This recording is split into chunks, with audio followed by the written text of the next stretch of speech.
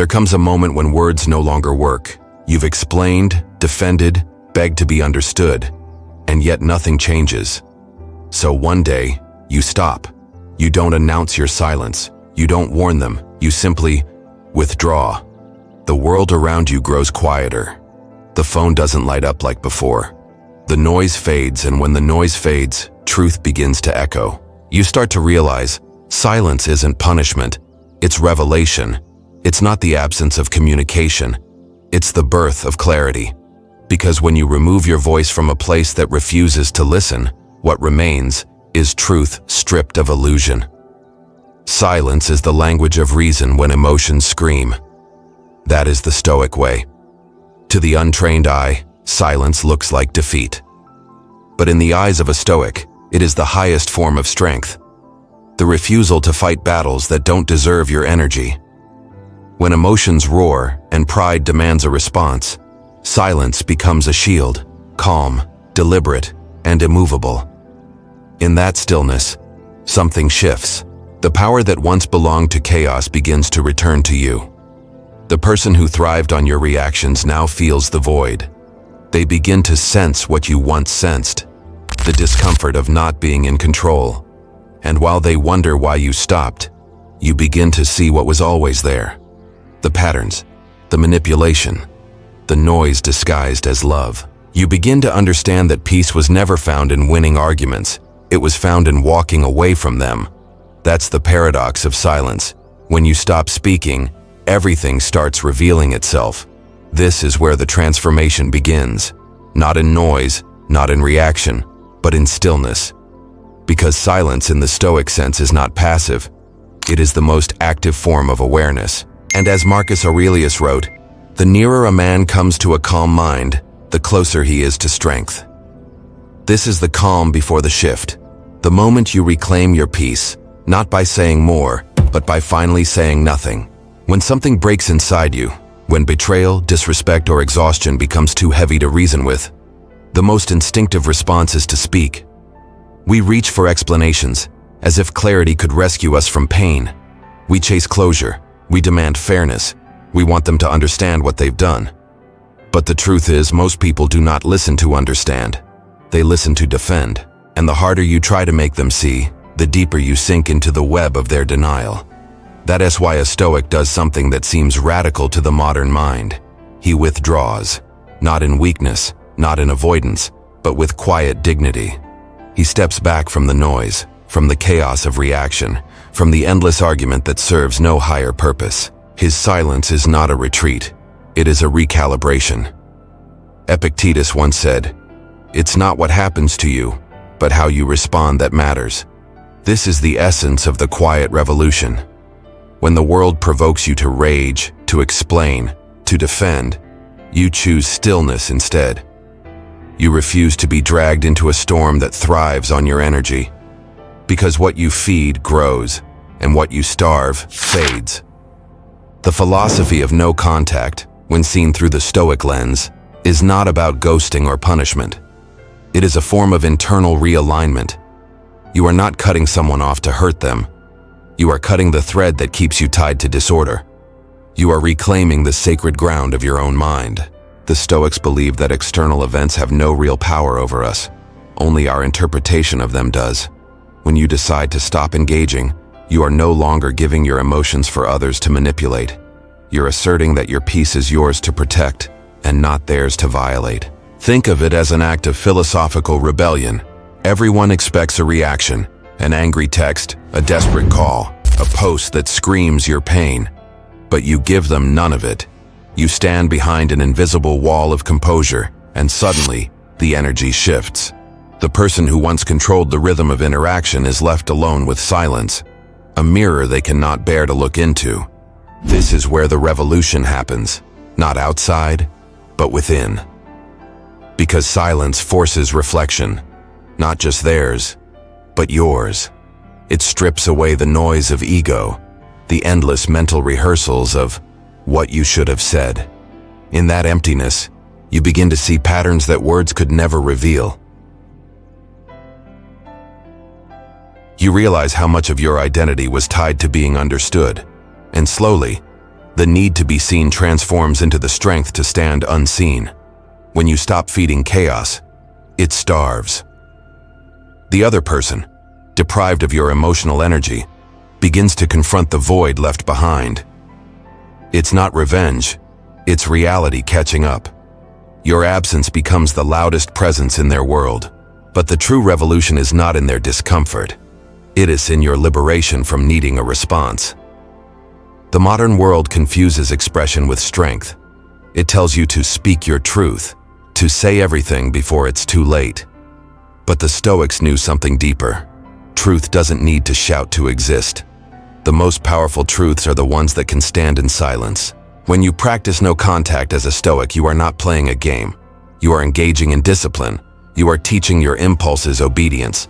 You are proving to yourself that peace is a choice, not a reward someone else can give you. It's not easy. Silence exposes every craving for attention, every urge to fix, every fear of being forgotten. You will want to break it. You will want to prove you're not the cold one. But if you endure the discomfort long enough, something profound happens. You begin to detach not from the person, but from the illusion that you needed them to restore your worth.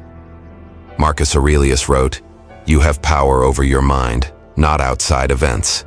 That single line captures the spirit of the quiet revolution. The moment you stop trying to control others' perceptions, you begin to master your own. The world may never notice your silence. They might call it pride, indifference, or cruelty. But in truth, silence is the space where your soul realigns with reason. It's where emotional noise transforms into philosophical order. Ask yourself, what happens when you stop feeding chaos? What rises when everything false begins to fade? In that question lies the entire revolution. A rebellion waged not through words, but through the quiet, deliberate act of self-restraint. Because when you master your reaction, you master the battlefield within. And from that moment on, no one can touch the fortress of your peace. There is a strange choreography that unfolds in human relationships, a pattern that repeats quietly, almost invisibly, until someone finally steps out of rhythm. One person moves closer, seeking connection, while the other subtly withdraws, seeking control. It's a dance of approach and avoidance, a psychological rhythm that thrives on imbalance. The more one reaches, the more the other retreats. The more you explain, the more they disappear into silence that feels like punishment. This is what the Stoics would call an attachment to externals, the trap of trying to manage what lies beyond your control. The avoidant person, whether aware of it or not, uses distance as a way to regulate their emotions. Connection feels dangerous, vulnerability feels like exposure, and silence becomes their shield. They retreat not always to hurt, but to maintain control of a world that feels unpredictable. At first, their withdrawal may look calm, even mature. You might think they simply need space and you give it willingly, but that calm hides something deeper: fear. The fear of being needed too much, of being known too deeply, of being responsible for another's emotional landscape. So they create distance, not because they want to leave, but because closeness awakens everything they don't know how to handle. And yet, the irony is profound. The very silence they use to protect themselves is the silence that eventually exposes them. Because when you too choose silence, not the reactive anxious kind, but the composed stoic kind, the dynamic collapses. You break the pattern. For the first time, their behavior no longer guarantees control. They expect you to chase, to plead, to fill the silence they've created. But when you don't, when you match distance with calm detachment, the avoidant suddenly finds themselves face to face with something they cannot escape: their own reflection. At first, they remain indifferent. They might tell themselves you'll come back, that this is just another cycle, that the power still rests in their hands. But time has a way of amplifying absence. A few quiet days become a mirror.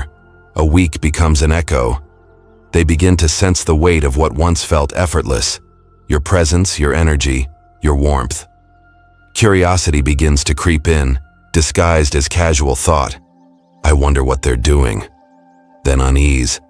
Why haven't they reached out? And finally, discomfort. The slow realization that the silence is not an accident, but a choice. Marcus Aurelius once wrote, "The best revenge is not to be like your enemy." The Stoic does not retaliate by withholding affection or playing games. Instead, he simply refuses to participate in dysfunction. He doesn't chase to prove worth, nor withdraw to punish. His silence isn't a mirror of pride, it's a statement of peace. This is the turning point. The avoidant essa silence was once a tool of control. Now it becomes their source of anxiety. The same distance that once made them feel powerful now leaves them uncertain. The script they relied on no longer works because you've stopped acting your part. When you break that cycle, you are no longer reacting to their behavior. You are responding to reality. You've accepted that connection built on avoidance is not connection at all. It is a negotiation of comfort zones. And through this understanding, you transform the silence from punishment into practice. Because true Stoic silence isn't about freezing emotion, it's about transcending it. You don't avoid to feel less, you pause to see more. You no longer interpret withdrawal as rejection, you see it as revelation. You recognize that the avoidant is not your enemy, but your teacher, showing you where your own attachments still rule you. In this understanding, you reclaim your center. You realize that distance no longer means loss, and silence no longer equals weakness. It becomes the stage where truth performs unfiltered. The dance only continues if both dancers move. So you stop moving. And in that stillness, the rhythm that once controlled you begins to die. The Stoic does not chase chaos. He watches it dissolve on its own. There's a silence that arrives so quietly that even you don't notice it at first. Days stretch longer, the phone stays still, and the constant hum of messages, questions, arguments, reassurances fades into nothing. For the first time in a long time, you are not reacting. You are not explaining, defending, or reaching for understanding. You have vanished, not out of cruelty, but out of necessity. At first, your absence feels like relief. You think you're finally free from the noise. But silence has gravity, and soon, that stillness begins to echo.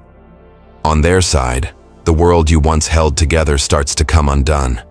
They scroll through old conversations, not because they miss your words, but because they miss the reflection of themselves within them. They remember how every message they sent was met with warmth, with reaction, with proof that they mattered. Now, there is only quiet, and absence, as the Stoics understood, magnifies presence. The space you've left behind becomes a mirror of contrast. Everything that once seemed stable now feels hollow. They begin to sense what they never noticed when you were there, that your presence carried weight, that your calm was the balance between their chaos and their illusion of control. The silence you created becomes the teacher they never asked for. Psychologically, this is the moment when the power shifts.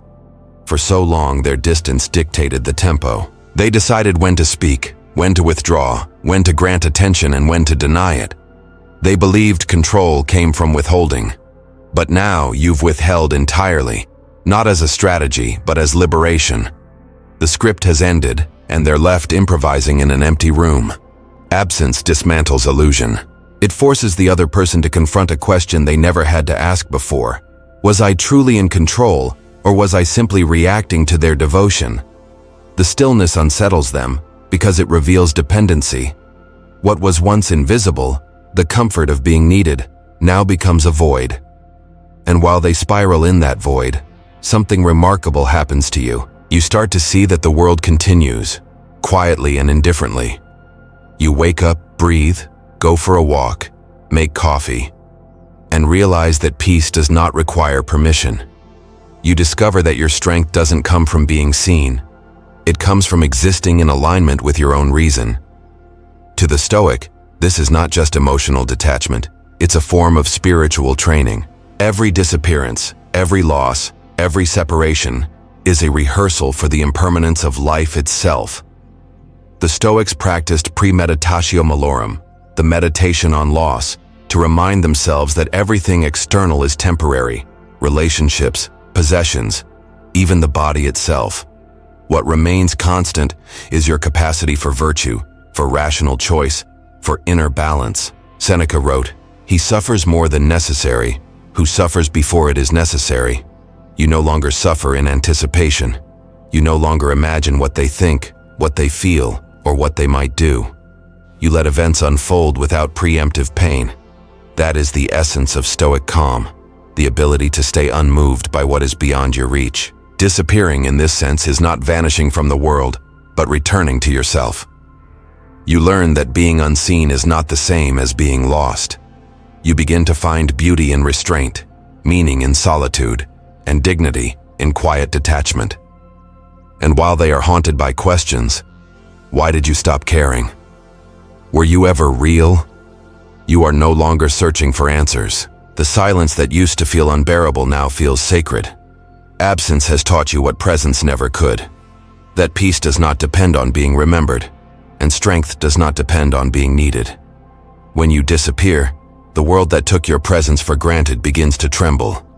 But you, at last, stand still. Because in that stillness you have found something greater than control. You have found freedom. Silence, when it lasts long enough, starts to make people uneasy. It unsettles them in ways they can't quite articulate. For the one who once held emotional control, the absence of your reaction begins to itch like an unanswered question. That's when the tests begin. Small, calculated gestures meant to measure how much of you still belongs to them. A story posted, one they know you'll see. A like on an old photo, just enough to stir a memory. A short message that sounds casual but drips with curiosity. Hey, long time no talk. These are not genuine attempts to reconnect. They're breadcrumbs scattered across the silence, meant to draw you back into the familiar rhythm of response. To the untrained heart, these gestures look like hope. To the Stoic, they are simply tests, curiosity disguised as care. You recognize them for what they are, subtle probes into your emotional state. They want to know if they still have access, if their absence still has power over you. But what they don't realize is that silence has transformed you. The same emptiness that once felt unbearable has now become your teacher, your shield, your mirror. Silence becomes your mirror. What they see in your stillness is not indifference, it's clarity. It's a quiet declaration that you no longer dance to their rhythm. The Stoic response is neutral observation. You do not react with sarcasm, nor with enthusiasm. You do not rush to fill the gap they've left open. You observe, you breathe, you let their message exist without assigning it meaning. If you choose to respond, you do so from reason, not emotion. Not to reignite the past, but to confirm that you've outgrown it. They write, "Hey, long time no talk." You reply, "Yes, time has been quiet." That single sentence carries the weight of transformation. It says, without accusation or bitterness, that you are no longer seeking validation and connection. You are no longer available for small games disguised as reconciliation. The avoidant mind thrives on reaction. Any reaction, whether it's love, anger, or confusion, all responses confirm that you are still emotionally invested.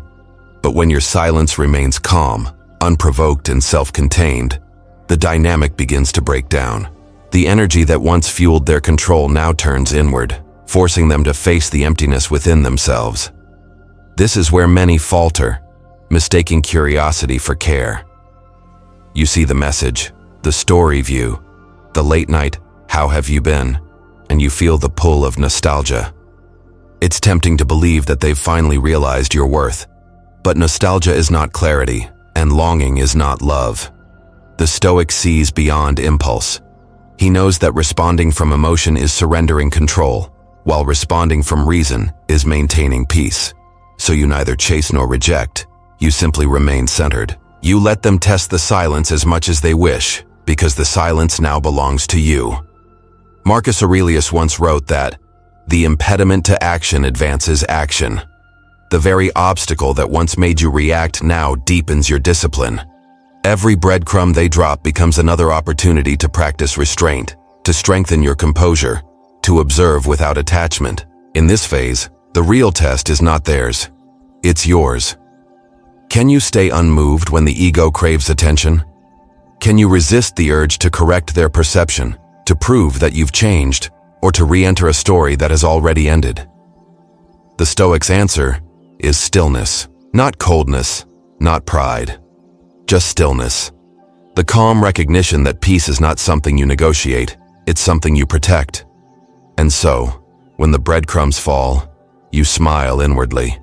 You no longer need to pick them up. The path you walk now is not one of chasing understanding, but of embodying it. You've learned that silence does not mean you have nothing to say. It means you have nothing to prove. The tests will come. The small gestures will tempt. But you will remain as you are, grounded, poised, and unshaken. Because once you've found clarity and stillness, no amount of noise can lure you back into confusion. Every relationship, whether built on love, conflict, or illusion, runs on a silent currency: attention. It is the unseen exchange that defines who holds the power. One person speaks, the other listens. One withdraws, the other pursues. One acts, the other reacts. This invisible rhythm is not about affection, but control. Whoever dictates the flow of attention governs the emotional climate between two people. When you finally stop reacting, that rhythm collapses. It doesn't happen loudly. There's no dramatic ending, no announcement. It happens in the quiet withdrawal of your energy. The moment you decide that your focus, your words, and your emotions are no longer available as a playground for someone else's insecurity. That is the psychological pivot. The exact moment when the power begins to shift. For so long, your attention fed the other person's self-image. It validated their importance, reaffirmed their desirability, soothed their doubts. Even negative reactions, anger, frustration, pleading, were forms of nourishment. Every emotional response told them, "You still matter to me." And when you take that away, they begin to starve. It's not punishment. It's physics. Energy follows attention. When you direct your attention inward, toward your own calm, your own reasoning, you begin to reclaim what was once unconsciously given away. The other person, accustomed to your emotional availability, suddenly finds themselves adrift. Their ego, once sustained by your engagement, now trembles in uncertainty. Silence, in this sense, becomes the most unsettling force of all. Because unlike anger, which is clear and predictable, silence creates ambiguity. It removes the script. They don't know whether you're gone for good or simply gathering strength. They can't tell if you're at peace or preparing to leave permanently, and that uncertainty is what unravels their sense of control. The human mind fears the unknown more than rejection. When you stop reacting, you introduce mystery. And mystery to the one who once dictated your emotions feels like chaos. But here is where the Stoic perspective deepens the understanding. The power you reclaim through silence is not dominance over another. It is mastery over yourself. You are no longer tossed around by emotional storms, no longer measuring your worth by someone else's attention. Confucius said, "He who conquers himself is the mightiest warrior." That single truth echoes perfectly within Stoic philosophy. Marcus Aurelius, too, taught that the greatest victory is the one you win over your impulses. The shift in power, then, is not about who misses whom more. It is about who remains free while the other drowns in their need for control. Your silence, when grounded in awareness rather than pride, becomes a form of quiet governance. It disciplines your impulses. It teaches you to resist the craving for validation. It turns you from a reactor into an observer. And slowly, something profound begins to happen. The other person starts to orbit the calm they once dismissed. They wonder what changed. They test the waters. They feel the imbalance. Not because you've become manipulative, but because you've become untouchable. The power dynamic reverses itself not through tactics, but through equilibrium. When one person no longer participates in chaos, chaos collapses. You see, attention is not just what you give others, it's also what you feed within yourself. When your energy is spent chasing meaning from the outside, your inner fortress crumbles. But when you redirect it, when you let silence fill the space once occupied by reaction, that fortress rebuilds itself, stone by stone. And yet, this shift is not about superiority. It's about restoration. The Stoic does not seek to rule others, only to rule himself. The power gained through silence is not the power to control. It is the power to let go without losing your balance. In the end, silence doesn't make you the stronger person because it punishes someone else. It makes you stronger because it reclaims what was always yours: your peace, your presence, your attention. That is why silence creates unease. It reveals the truth that power never belonged to the loudest voice, but to the calmest mind. And once you experience that quiet strength, the serenity that comes from mastering your attention, you will never again trade it for noise. The world sees your silence as effortless, but only you know how heavy it really is. It isn't peace at first. It's war. The kind of quiet that amplifies every thought, every craving, every memory you've been trying to escape. When the noise fades, the mind becomes loud. That's where the real battle begins, not with the other person, but within yourself. In the first days of silence, your impulses will fight back. You'll feel the itch to reach out, to check their page, to remind them you exist. The absence that once gave you strength now feels like a void pulling at your attention. This is the test that separates mere withdrawal from Stoic composure. Anyone can stay silent for a day. Only discipline can sustain it through longing. The Stoics never promised comfort. They promised mastery. To be Stoic is not to feel nothing, but to refuse to be ruled by what you feel. Emotional storms will rise. Memories will replay. Regret will whisper that maybe, if you just explain one more time, everything will make sense. But each time you resist that whisper, you sharpen your mind. You strengthen the muscle of restraint. Marcus Aurelius wrote, "You have power over your mind, not outside events. Realize this, and you will find strength." Those words were not meant for monks in solitude. They were meant for people like you. Those standing in the center of life's noise, learning to remain unmoved. When the pull of loneliness comes, and it will, do not run from it. Observe it. Let it wash over you like rain over stone. Feel it fully, but do not obey it. Every wave that breaks against your restraint makes you stronger.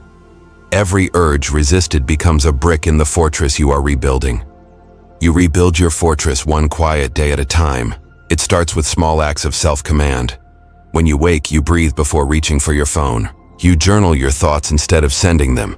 You walk under the morning light, letting the body release what the heart cannot say. These rituals are not distractions. They are recalibrations. They remind you that life exists beyond the emotions that once defined you. Journaling teaches you to see patterns instead of drowning in them. Breathing steadies the body so the mind can observe without judgment. Physical discipline, a run, a workout, a cold shower, turns energy into order. This is Stoic training in motion, not suppression, but redirection. And as you practice, the noise within begins to quiet. The same thoughts that once burned start to lose their heat. You realize that longing is not proof of love. It's simply a habit of attention. What once felt unbearable becomes manageable. What once felt like loss becomes liberation. The world around you may still test your calm. Messages may come, temptations may arise, memories may whisper, but you no longer chase them. You watch them come and go as clouds pass through an unbothered sky. Inside, something ancient awakens, a sense of sovereignty that doesn't depend on who stays or leaves.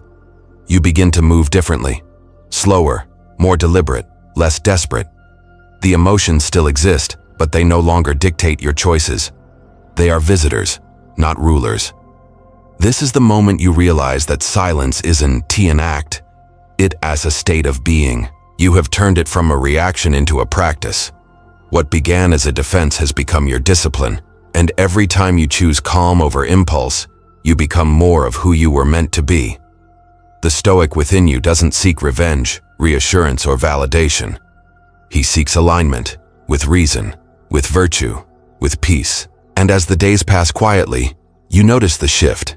Your solitude no longer feels empty.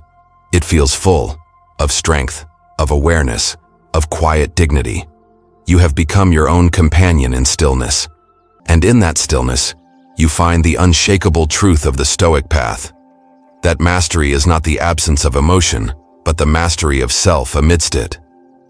There comes a quiet morning when something subtle changes, not outside, but within you. You wake up, and for the first time in what feels like forever, You don't reach for your phone. The old habit is still there, like a phantom limb, but it no longer controls you. The urge to check, to see if they've noticed your absence, to measure your worth through a notification, it fades like mist in the sun. You sit with your coffee, breathe, and realize you haven't thought about them for hours. That's the moment the balance shifts. It doesn't happen with a revelation or a grand act of willpower. It happens in the quiet return of your attention to yourself. The energy that once flowed outward, searching, chasing, reacting, now circles back inward, steady and contained. You feel lighter, not because the past has disappeared, but because it no longer defines your present. Meanwhile, on their side, the silence that once felt like victory begins to weigh heavy. They check their messages, not to reply, but to confirm what they already fear. Nothing. The emptiness they once used as leverage now turns against them. Questions begin to echo. Did I lose them? Were they always stronger than I thought? The game they played no longer feels like control. It feels like consequence. Silence has done what every argument, every explanation, every apology could not. It has revealed the truth. You were never weak for caring. You were strong for enduring. But now, that strength has evolved. It is no longer about holding on. It is about letting go with grace. You begin to understand the quiet power of detachment. You realize that freedom isn't in having the last word. It's in not needing one. The peace you feel is not pride. It's clarity. You no longer crave to be understood by someone incapable of understanding. You have stopped expecting depth from those who only live on the surface. This is what the Stoics meant by self-mastery, the art of aligning your energy only with what you can control and releasing the rest into the current of fate, to control the controllable and let go of everything else. That is the sacred boundary of inner peace. As Marcus Aurelius once wrote, "You have power over your mind, not outside events." That realization lands differently now. You no longer recite it as philosophy. You live it. Every moment you choose calm over chaos, silence over reaction. You step closer to true sovereignty. And so as you move through your days, something profound emerges. A quiet serenity that doesn't depend on anyone's approval. You laugh again, not to prove you're fine, but because you are. You no longer perform healing. You embody it. They, meanwhile, feel the absence like gravity. The silence you left behind starts to sound like truth echoing back at them. They replay conversations, re-examine choices, search for reasons. But you are already gone, not in body, but in attachment. This is the flip. The invisible turning of the tide. The moment when silence, once mistaken for weakness, becomes strength in its purest form. No revenge, no bitterness. Just equilibrium. You've stopped trying to change what was never yours to control. And in doing so, you've changed everything. Now the silence is no longer heavy. It's spacious, peaceful. You've learned that real closure doesn't come from them. It comes from within, whispered softly by the part of you that finally knows. I am free. They always come back to the calm.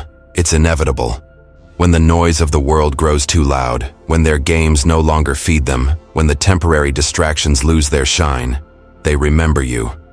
Not because they suddenly understand the depth of your silence, but because they miss the steadiness that once reflected something peaceful in them. It begins subtly, almost predictably. A message appears. Hey, I've been thinking about you. Or something vague enough to seem harmless. Hope you're doing okay. They call it closure, or curiosity, or concern. But beneath the surface, it's often guilt and comfort-seeking in disguise. They return, not always because they've changed, but because your calm exposed the restlessness within them. Curiosity asks, have you moved on? Guilt whispers, did I go too far? Comfort murmurs, can I still reach them? And in that moment, the choice returns to you. The same choice you faced before, but now with a different kind of awareness. The Stoic within you doesn't crave vindication. You don't wait for apologies, explanations, or emotional clarity. You already have what you sought, peace. So when they return, you don't greet them with bitterness. You don't weaponize silence into revenge. You simply see, not through nostalgia, but through understanding.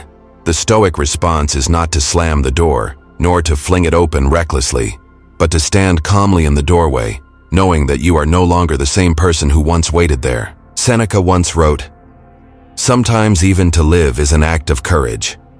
To remain calm, open-hearted yet discerning, that too is courage. It takes strength to receive someone as return, without letting them disrupt the serenity you fought to build. You listen, if you choose to, but you no longer absorb. You observe their tone, their rhythm, their words. You sense the difference between genuine reflection and habitual guilt. You may feel the faint pull of old emotions, memories resurfacing like waves against a calm shore, but they no longer sweep you away. You've learned to let feelings pass without obeying them. You respond not from the heart that once needed closure, but from the mind that has found it. Maybe you say, "It's good to hear from you." Maybe you say nothing at all. Either way, your silence or your words come from the same place: composure. For them, the calm is unfamiliar now. It used to belong to them through your devotion. Now it belongs to you through discipline. They sense it, that quiet distance they cannot cross. And while they may mistake it for coldness, it's simply clarity. You no longer chase or punish, you choose peace. And that choice, repeated calmly and quietly, is what separates those who evolve from those who repeat. You realize that peace was never a destination they could offer you. It was the foundation you had to rebuild within yourself. So if they come back, let them. If they leave again, let them too. You are no longer defined by either motion. Your worth no longer depends on who stays or who remembers. You have transcended the cycle. You've become the calm they once borrowed but never understood. And as you walk away, not in anger, not in pride, but in stillness, you finally understand what Seneca meant. To live, to remain centered in a world that constantly tries to pull you off balance, is the highest act of courage. Because real strength is not found in holding on or letting go. It is found in knowing when neither matters anymore. At some point, silence stops being something you choose and becomes something you are. What began as a defense slowly transforms into a discipline, a structure that holds your mind steady against the noise of the world. The goal of Stoicism was never to retreat from life, but to engage with it from a place of inner order. And silence, practiced intentionally, becomes the framework for that order. Let silence become your structure, not your reaction. You start in the morning, before the world reaches you, before your phone lights up, before the mind remembers its burdens. You sit in quiet stillness, even for 5 minutes, and allow your thoughts to appear without judgment. This morning's silence is not empty time. It is alignment. It sets the tone for the day, reminding you that before you face the outer world, you must first return to your inner one. Then comes the practice of mindful restraint, the discipline of words. The Stoics understood that speech is a powerful force, but most people use it to escape discomfort rather than express truth. Every unnecessary word leaks energy. Every argument for validation feeds the ego you've worked so hard to quiet. So you learn to speak less, and when you do, your words begin to carry weight. Seneca once wrote, "We suffer more in imagination than in reality." Silence teaches you to see how much of your pain is self-created, stories rehearsed in the mind, conversations that never happened, fears of futures that don't exist. In the quiet, you discover how loud your imagination truly is. And when you stop feeding it, peace begins to return.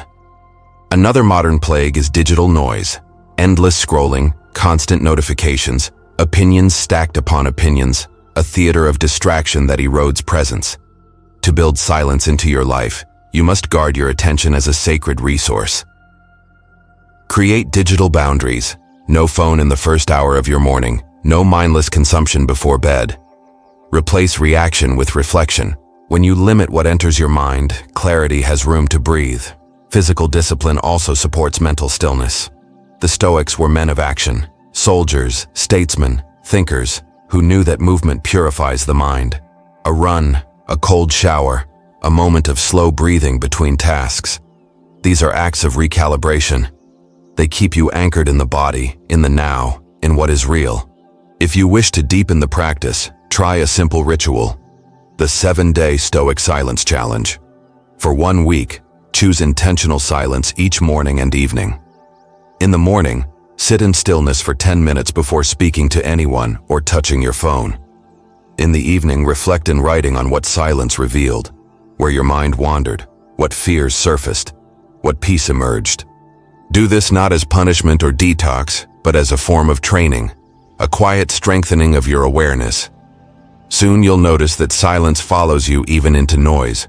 You'll walk through crowded rooms and feel untouched. You'll listen without needing to reply.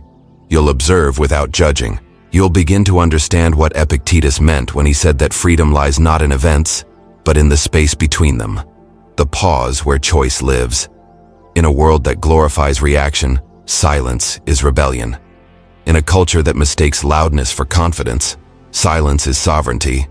By building silence into your life, you are not escaping reality.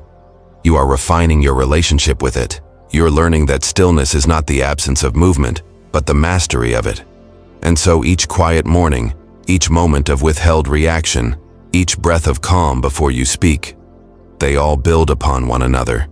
You rebuild your life, one deliberate silence at a time. You began this journey in noise, in the chaos of emotion, in the ache of misunderstanding, in the storm of trying to be heard. You tried to fix, to explain, to make sense of what was never yours to control. That was the beginning, the moment of losing yourself in someone else's world. Then came the silence. At first, it felt like absence, an emptiness so vast it seemed to swallow you whole. But slowly, it became something else. It became space, a clearing where your thoughts could breathe, where your heart could heal without asking for permission. In that stillness, awareness was born. From awareness came discipline. You learned to master the impulses that once ruled you, the urge to check your phone, to chase closure, to prove your worth. You discovered that peace isn't given, it's earned through the daily act of restraint. Each quiet decision became a stone, and from those stones, you built something indestructible. Now you stand within it, your inner empire. It isn't loud or visible. It doesn't demand to be admired. It simply is. Steady, measured, unshaken. A kingdom built in silence can't be shaken by noise. Its walls are made of composure, its gates guarded by clarity, its throne anchored in reason. You have become its ruler, not through domination, but through self-mastery. The world outside will continue to shout. People will provoke, tempt, demand explanations, and measure your worth by how loudly you react. But the Stoic understands, not every battle is worth the sword, and not every noise deserves attention. Keep your axis steady. Let the storms of others pass through without dragging you off course. The world belongs to those who can remain calm in its chaos. Remember what you've learned. That silence is not emptiness, it is alignment. That distance is not punishment, it is perspective. That letting go is not weakness, it is freedom. Seneca taught that we are ruled by what we cannot master within ourselves. But you have learned to master the one realm that truly matters, your own mind. You no longer seek peace in people or promises. You carry it wherever you go. And so, as this chapter ends, take a moment to breathe. Feel the stillness within you. This is not the end of the silence. It's the beginning of a new way of living through it. If this message spoke to you, join the True Stoic Way community, subscribe, and keep walking the path. Fade out. The first light of dawn stretches across a calm horizon. The water does not move, but it reflects everything. The sun, the sky, the stillness. So it is with you. You have become the calm that once eluded you, and no noise, no chaos, no storm will ever take that away again.